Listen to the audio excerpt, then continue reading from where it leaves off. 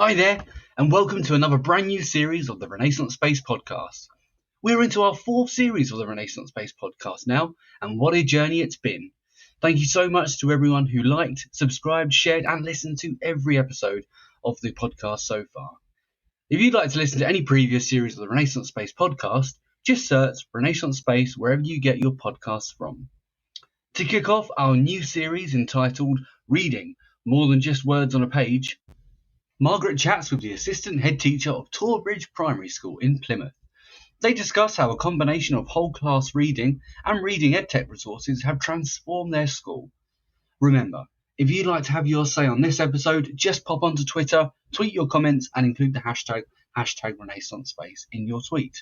This will allow you to join other educational professionals in discussing the podcast or any other episode together.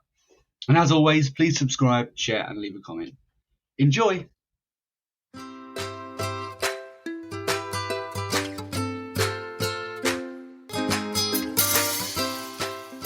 So Torbridge Primary were one of the schools that submitted an entry and were successful in that entry for our what we called our Lockdown Learning Awards. So we sort of got to know Torbridge a little bit, and Olivia head came above the parapet as a real enthusiast and someone who had a lot to talk about reading and whole class reading. Olivia, would you like to just give a little bit of background about yourself and your school maybe? Yeah, of course, no problem. So my name is Olivia Bartlett. I am the assistant head teacher here at Torbridge Primary School in Plymouth. And I'm also a specialist leader in education for the subject of English. And for the past 5 years, I've also been the local authority moderator for Year 2 and Year 6 end of key stage writing as well. So English, reading, anything to do with that is my real passion. So I apologise. I've already said to Margaret, if I go off on a bit of a tangent or I need reining in at some point, then she is free to do so, because this is just something that I really love to talk about. So hopefully you will enjoy listening and hopefully you'll be able to take something away from today as well. The school that I'm currently based in is part of a really small academy trust. We're a trust of 2 schools. So the school that I'm mostly based in is a small 1-form entry school, which 2 years ago was placed into the Ofsted category of special measures. So we are currently on a real journey here. And our other school is a far bigger school, 2-form entry, currently moving into 3-form entry, recently graded outstanding on the new framework. So 2 very different schools within our trust, but working together for a very common goal to improve kind of those life chances for children, and obviously going to be talking a lot about how whole class reading has been part of that today. Fantastic. Wow. I bet there's a competitive edge there as well as that lovely feeling of being, it's just like, well, okay. So one of the things that we talked about was, the dreaded carousel, and how, we've both had first-hand experience of having to teach reading within that environment. So you transitioned about 4 years ago, you said, and I'm sure there were other factors other than just the carousel why you decided to move to whole class reading. Could you share that with us, please? Yeah, of course. So around about 4 or 5 years ago, I would say now, I was previously working at our other school. And it was kind of the common census that actually reading wasn't working, whether that was because of children's progress, the data, the assessment that the teachers and staff were getting, or more importantly, not getting from the children, teacher workload. There were a whole host of different reasons as to why it wasn't working, and there needed to be change. And I think at the time there were also a number of other schools out there looking to do the same thing and move away from that guided approach to reading and move towards that more whole class approach to reading, which is something that we feel really strongly about now that we've kind of 5 years into the journey with whole class reading. So there were a number of reasons why we moved to the whole class reading model. But one thing I will say is that we won't ever look back.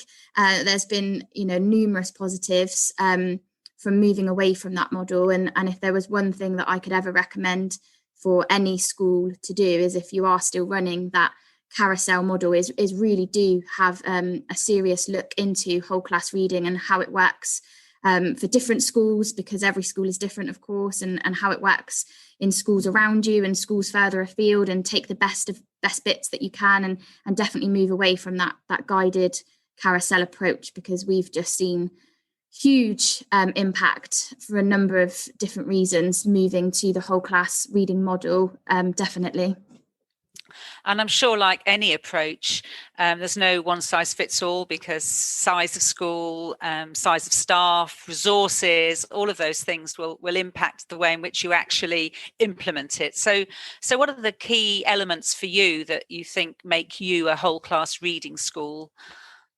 No, that's a really good point, because actually I think, like I say, we've been on a journey moving into kind of a whole class reading model now for about 5 years, and it still isn't perfect. And I think that's something that we've now learned, is we kind of run off the ethos here that actually a perfect anything will always be a year away from perfect, because if you're constantly looking to make improvements and make things better, and you know, taking time to look at the most up-to-date research into how children learn, how children read, then your model is only going to evolve and get better moving forward. And that was something that took me a while to get my head around. And, you know, I think as teachers, we want it to be perfect. We're, if you're anything like me, we can be control freaks sometimes. We like things to be done yesterday. And actually the best thing that's come out of our model is the fact that we're always willing to for it to be challenged. We're always willing for somebody to suggest something different, or suggest an improvement, or suggest a different way for it to be done. So we researched. We looked at lots of different schools that were already doing it, looked at schools that were thinking of doing it, and kind of came up with our own model, so to speak, really. But I think it is really important to say that there isn't a right way to do it necessarily. I think there are some key fundamentals. But I do see quite often the question is, you know, what does whole class reading look like? What does whole class reading planning look like? What does your school's reading spine look like? And I think actually should be really contextual. So my reading spine here isn't identical to our reading spine at our other school, because we're based in different parts of the city. So our children have different needs, have different interests. The staff are different. So whilst I think there are some key things that can be part of any whole class reading approach, it's also really important that it works for you and it works for your school. And that's something that I think has helped our model to improve, now that we've got that understanding and staff have got that flexibility in sharing things that are going really well, or sharing things that they think they could tweak even further. But just some really key things for us, which I'm sure everybody probably does anyway. But reading is a really key part of our daily timetable. And that isn't just kind of phonics or English or grammar or spelling, is dedicated reading time. So in Key Stage 2, we have 45 minutes every day of whole class reading. We also have drop everything and read for 15 minutes towards the end of the day as well. So that's kind of like an hour in total that's dedicated to reading. The 45-minute slot will be a novel study, which usually lasts the half term. So in Key Stage 2, the children then read 6 novels across the year in their whole class reading sessions. Obviously, they're exposed to a wide range of texts in their English and curriculum lessons as well. And then in Key Stage 1, they have 30 minutes every day. So a slight reduction there. And they look at a different book every fortnight. However, the model has evolved only in the last few weeks, in that this term, based on our cohort of children that we've got in year 2, we've decided that during term 6, our year 2 children are going to adopt the Key Stage 2 model in preparation for year 3, because we felt that they were ready for that, and that their reading ability and their maturity, that would be a really nice way to help them transition into Key Stage 2.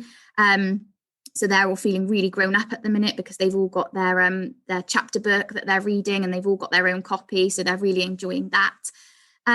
We did make the decision to make quite an investment in our whole class reading programme. So in Key Stage 2, the children each have a copy of the text. So they all have their own copy. I don't think that is necessarily a must. I think it would still work if the children had them one between two, or even at a push, if at least the teacher's got the copy that you're reading from and you're sharing as a class. I think there can be lots of different variations of that, but we did make the decision to make that investment. We also really utilise our local libraries and our local library service as well. They're really helpful in supplying us with class reader sets and things like that. So that's been really good moving forward too. So there is a financial kind of investment there that you might want to consider making, but equally I don't think it has to be done that way either.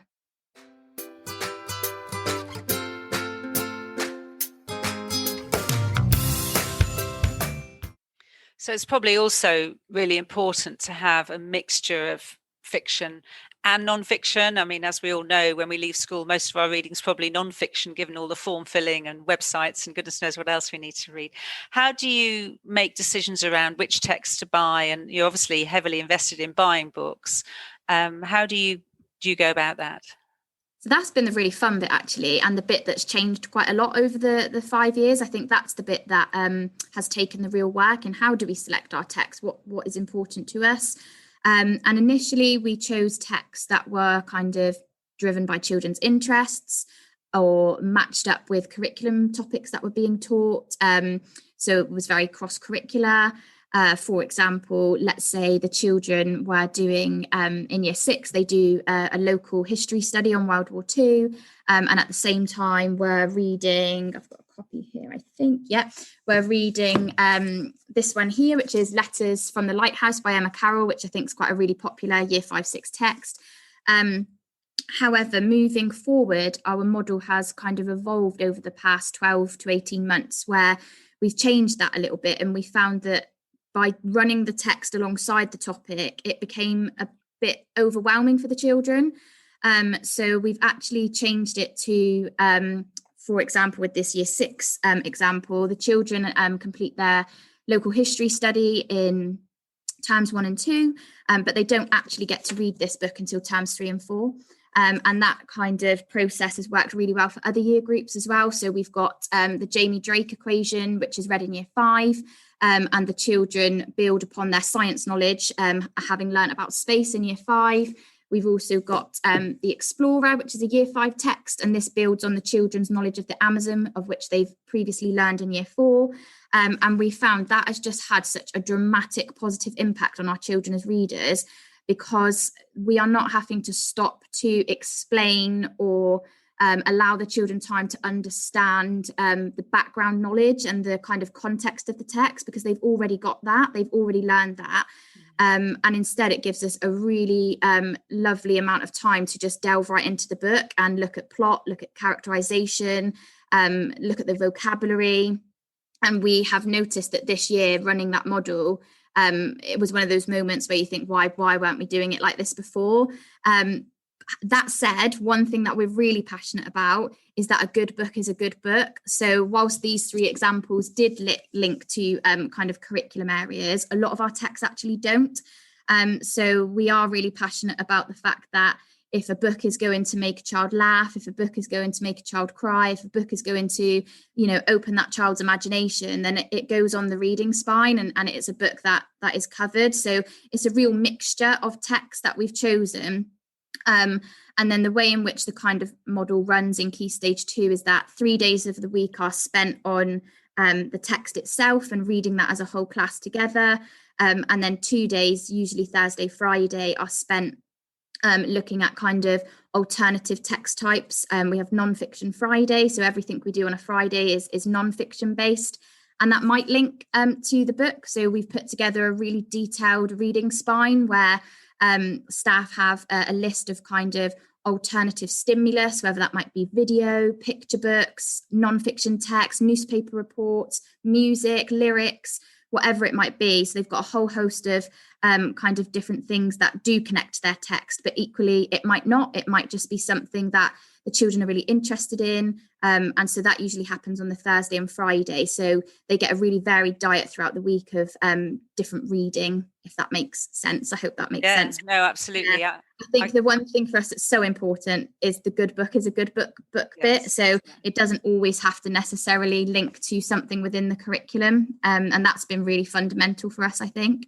And also, I think the reading that goes on needs to be evolving, because children will have different mood swings and they'll have different capabilities. I remember I used to do a box every day, used to just move around. So one box had cookery books in it, actually. And some children just loved that. And actually, why not? Because we want them to turn the pages. We want them to engage. So, yeah, I think what you're saying is absolutely spot on. I know that you use STAR assessment and accelerated reader in the school as well. And I'm a great advocate for the quizzes being used as whole class reading material too. So if you read a book, why not put the quiz up on the board and use that as a backdrop for discussion and enhancement and development of language? I just wondered if you could talk to me a little bit about, how you use AR and maybe STAR as well. Yeah, of course. So we use accelerated reader and the STAR assessments as a really key part of our whole class reading. And that's only been something we've done in the last 2 years. But it's had a really big impact. So one of the things that we do is at the end of kind of each novel study, the children engage in a quiz on the book that they've been reading as a class.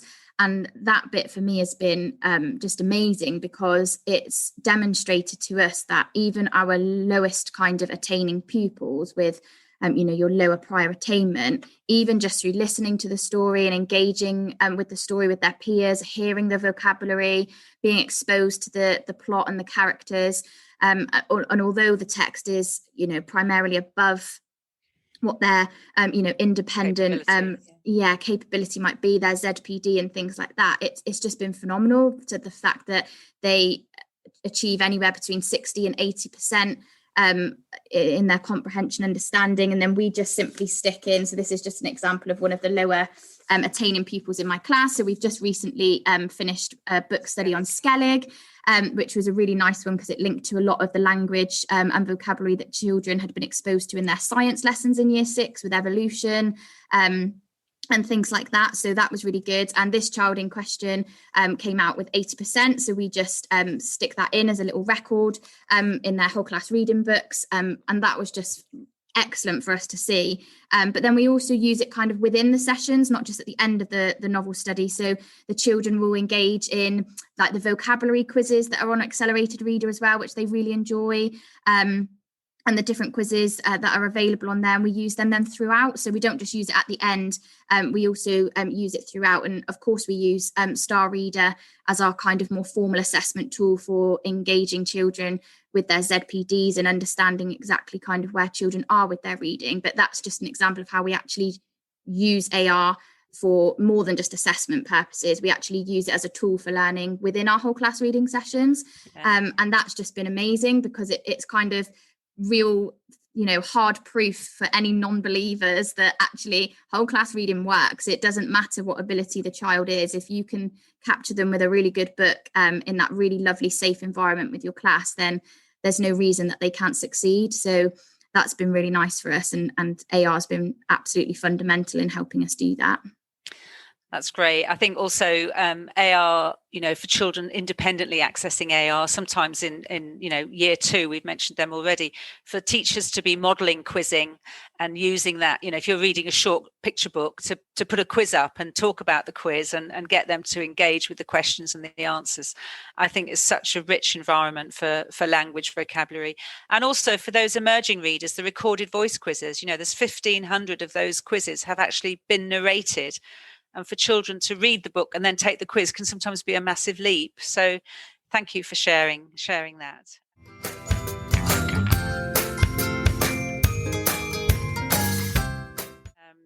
So in terms of looking back over maybe the last couple of years, maybe over the full 5 years, what do you think has been the sort of the main impact or the main benefits that you've seen that have really you've been able to witness and share with others?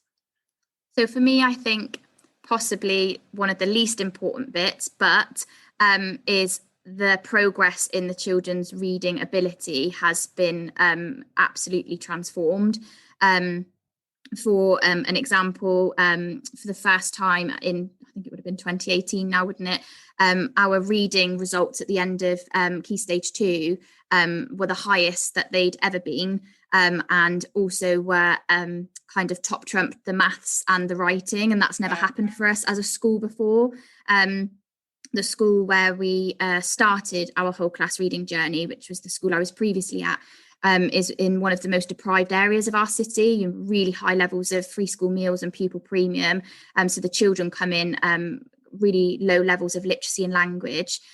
So usually we've found that our maths is stronger, and reading tended to be the one that was weaker. But for the first time ever in 2018, that cohort of children had 2 years of whole class reading, and their reading results were phenomenal. We had 50% of the year 6 cohort that achieved greater depth within their reading in year 6. So we were really pleased with that, and we were in the high 80% for the expected standard. However, that said, it isn't the bit for me that stands out the most. The bit that stands out for me the most, particularly now having moved to a school that was in a category of concern with Ofsted and special measures, is the impact that it's had on the children as people, and the staff and the culture of the team, and the behaviour of the children and the ethos in the school. Everybody down to, and I know Margaret will vouch for this because this was part of the reason of us winning our award, down to our caretaker, to our cleaners, to our executive head teacher, knows how important reading is in this school, and are happy to have conversations with children in the corridor about reading, or what are you reading this week? What's your whole class reading book? Everybody's on the same page with the journey. During the lockdown period, we had even, like I say, our caretaker was reading online stories to the children. So, that demonstration to the children that reading is important to everybody at this school. And whole class reading has just been so key in bringing the children together, and bringing them together under a kind of common umbrella with a really good book. And just some anecdotal examples: when I first arrived at this school in September 2019, I had quite a tricky year 6 cohort, and one of the children bet me a £5 at the beginning of the year that I'd never get him to enjoy reading. He hated reading, and he owed me a £5 by the end of the year. I didn't get it, but still he did owe me that £5.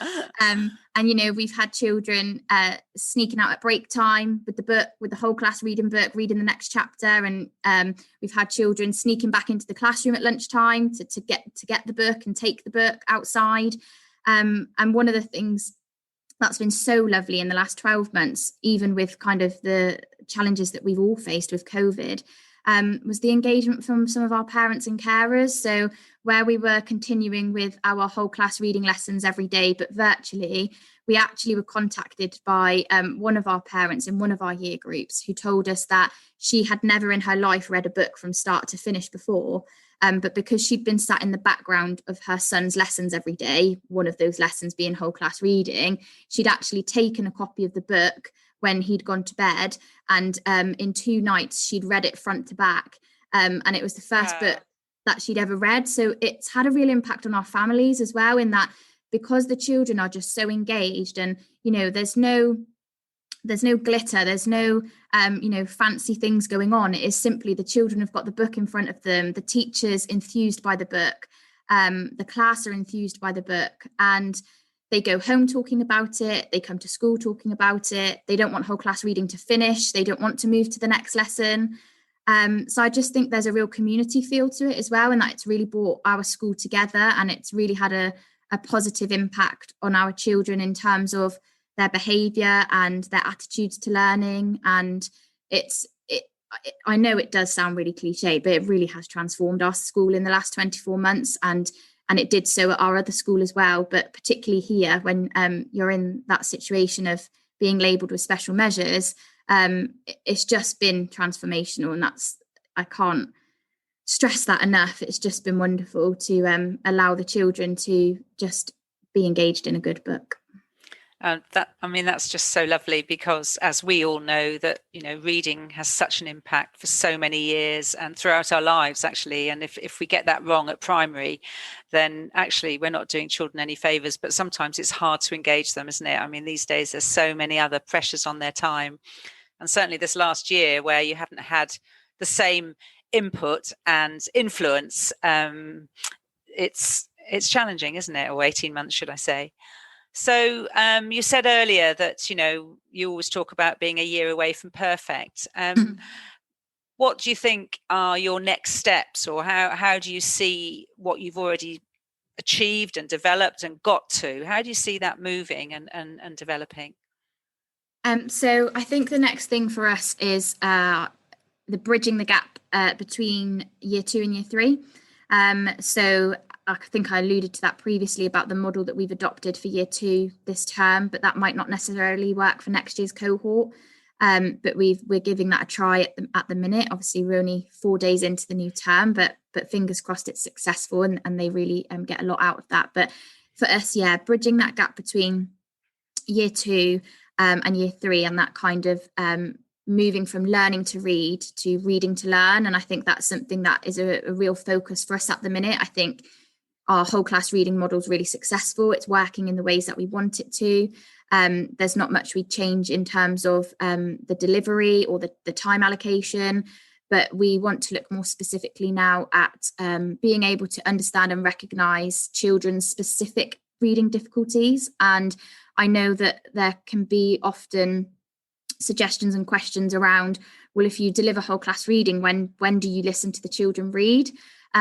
We're quite lucky in that we do have teaching assistants available in our morning lessons. So sometimes the teaching assistant will deliver the whole class reading session, which will allow the teacher to read on a one-to-one basis with the children in the class, or vice versa. If the teacher's leading the whole class reading session, the teaching assistant can listen to some of those one-to-one readers and do some more kind of specific work with certain children on their individual needs with reading.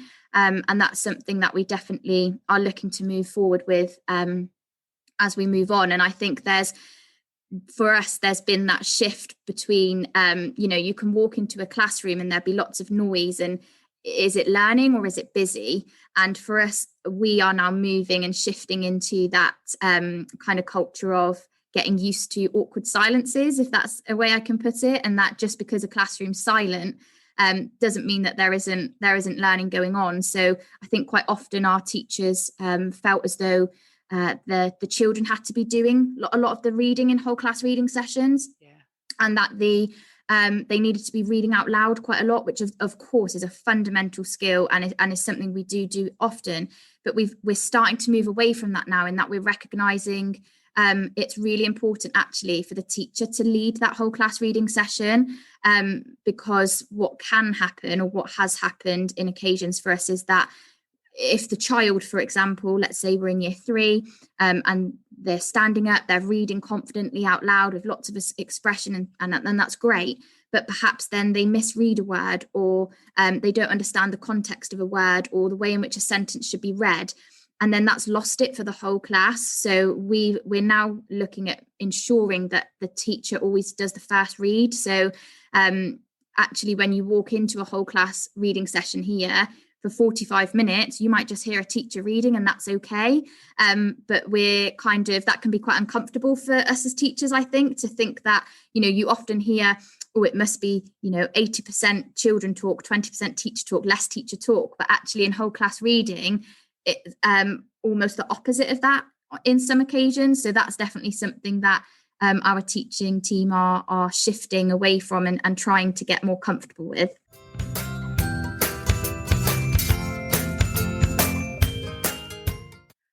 Yeah, I think that's a very poignant point, in that it's gauging what's purposeful but you obviously know what's embedded now. I mean, in the early days, it's probably you're a little bit more controlling, or a little bit more sort of what's going on here. Is this working? Is it how we're expecting? We've actually had a question come in from Amy McCulloch, who says, do they not then lose their place in the text you are reading as a whole class? Are they reading the same text when they leave with the TA, etc.? I think she means if it's one-to-one. Yes. Oh yeah, no. So the as we are reading as the whole class, so yeah, all the children have got the same copy of the book, and they don't leave the class. So they would never leave the classroom. They would stay within the classroom, and they'd be reading along with us, but the teaching assistant would be working with them quietly on a one-to-one basis. So we use reading rulers, or the children make their own kind of bookmarks and things like that, so they follow along with the text. And then sometimes we'll have a bit of choral reading as well. So we use kind of a variety of strategies. So lots of teachers have their own different techniques. So in some classes, there might be a knock on the table, and the children know that knock on the table means they all read together. So there's lots of different strategies that we use to ensure that the children don't lose their place and that they are engaged in the book. And occasionally when they do read on a more one-to-one basis, they do maybe fall a little bit behind if they're reading a little bit more slowly, but they can very easily catch up. It just becomes second nature. But like I say, it's taken us kind of 5 years to get there. So it's not been a quick or easy process. And it's just finding your feet with it and what works for you, your school and your individual classes, really. But I hope that makes sense. One of the conversations we had, so not necessarily about reading, but when we first met Olivia earlier this afternoon, we were talking about the various things that have gone on over the last year, and you talked about how your schools have adopted a COVID keeper category, where things that have happened during COVID don't stay in COVID, they actually carry on and continue. So I just wondered if, just by way of a summing up before we finish, and if anybody else has got any that they'd like to share. So things that have happened as a result of COVID and you've realised are actually, oh, why didn't we do this before? This is such a good idea. The example you gave was about children who are doing PE coming into school in their kit. Yeah, no, it's a bit off the topic of reading, but although some of them do link to reading, but yeah, I think, sure. and seeing out there on kind of Twitter and Facebook and the forums, I think lots of schools are thinking the same thing. But yeah, we're coming together as a staff team in a couple of weeks' time with our list of COVID keepers, just things that actually have been quite positive, things that, like you say, we thought, why did we not do it this way before? And we've tried where possible over the past 12 months, 16 months to use COVID as an opportunity to kind of realign our purposes, our values, what we want as a school and what we want for our children, our community. And I think it's given a lot of schools some breathing time. I know in many respects it hasn't, but to just allow us to think a bit differently because we've been forced to work differently. But for us, one of the ones that I was talking to Margaret earlier was about the PE kit and the fact that actually now that 15 minutes that it took to get changed is an extra 15 minutes reading time. So, you know, we all know that primary school timetables can be really hard work to fit everything in. So that was what we've called a COVID keeper. It sounds a bit twee, I know, but I love it. That we're looking at, and with reading in particular, for us, it was the involvement of our parents and carers and actually allowing them to understand how whole class reading works and what whole class reading is and why we use whole class reading. And I think our parents and our children have become far more clued up on why they do things in the way that they do them, which hopefully in time will have a really good impact on them as kind of, you know, independent, self-regulated learners. And our parents, we feel, are much more on board with our reading priorities now. That's because they've felt as though they've been part of it. So that's been really lovely. Yeah, just watching it unfold, although in a virtual world. But yes, it's much better to be reading together now, don't get me wrong. But it hasn't been all bad, I suppose, is the best way. Yeah, I just think it's a nice way of looking at things, and I think the parental engagement and parental understanding of teaching and learning, I think in a lot of cases has developed, and people have realised, you know, it's not just you sitting at a desk and, you know, doing your nails while the children are doing the work. Yeah. Not that I really believe anyone thought that, but you know what I mean. So we've had another question from Ikram who says, do you do independent readers, so children taking their own chosen books home and quizzing on them independently? And if you do you allocate time for this? Yeah, absolutely. So with Accelerated Reader, obviously our children have their ZPDs, so they select books that are within their ZPD that they read at home, but equally they also read them in school as well. So we have something called early morning learning, where our school doors open at 8:30. The registration isn't actually until 5 to 9, and in a non-COVID world, and this is something we are looking forward to bringing back, the parents would join us for early morning learning as well. So where they want to, they don't have to. And that's just a time where children can then share their book with their teacher or their teaching assistant or a parent and carer or somebody from home. And then we also have drop everything and read at the end of every day in every classroom, which is about 15 minutes.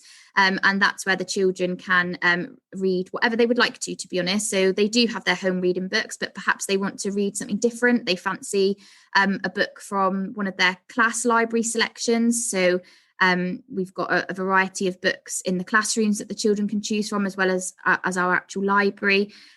So that's kind of 15 minutes at the end of every day as well, on top of our actual whole class reading session. So yeah, they still have their home reading books as well. So thank you, Olivia, for your insight and for sharing what you've done, really. And it's nice to get somebody's take on a new journey and how it's been developing. And as you've said all along, you've had to rethink sometimes, and cohorts obviously make a huge difference. Next year's year twos may not be up for taking a chapter book home in June or even in September, but they're just different, aren't they? So it's important. And we're always willing to share. We've done quite a substantial amount of work on our reading spines, and we're always willing to share. So please do reach out if there's anything that I can share or help with. Like I say, it won't necessarily be perfect, but always more than willing to help. Yeah. Thank you, Olivia. It's been absolutely brilliant. I've loved talking to you. I spoke quite a long time to you when we were planning this, and I knew this would be interesting and engaging, and you had such a lot to share, but your passion, understanding, knowledge and enthusiasm has just shone through again. So thank you very much. Yeah, and I hope I'm not one of, those sickeningly overly positive people, but genuinely whole class reading combined with accelerated reader is a winning combination. So if there's anything more I can do to kind of give any further specific details, I'm always more than willing to do so.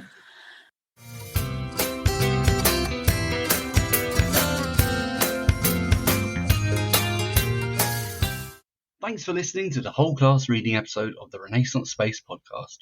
If you enjoyed the episode or have anything to say around the topic, get onto Twitter and use the hashtag #RenaissanceSpace to have your say. And as always, please subscribe and share the podcast with your friends and colleagues. For updates on upcoming episodes of the Renaissance Space podcast and our newest series, More Than Just the Words on a Page, you can follow Margaret and me on Twitter. You can find our social media handles in the summary section of the episode. Thanks for listening. If you enjoyed this episode of the Renaissance Space podcast, please check out the Education Joining the Dots podcast from our colleagues at GL Assessment. Thank you.